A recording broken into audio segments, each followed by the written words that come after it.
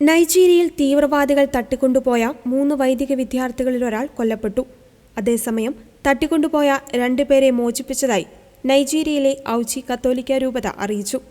2025 July 10 ഇവിനോക്സ് പോഡിയയിലെ immaculate conception minor സെമിനാരിക്ക് നേരെയുണ്ടായ സായുധ ആക്രമണത്തിനിടയിലാണ് ജാഫറ്റ് Jessy, Joshua അലിയോബുവ, Emmanuel Alaba എന്നിവരെ തട്ടിക്കൊണ്ടുപോയത്. ഇവരിൽ ജാഫറ്റ് ജസ്സിയെ നേരത്തെ മോചിപ്പിച്ചിരുന്നു. തുടർന്ന് നവംബർ 4 ജോഷുവ അലിയോബുവയും മോചിതനായി.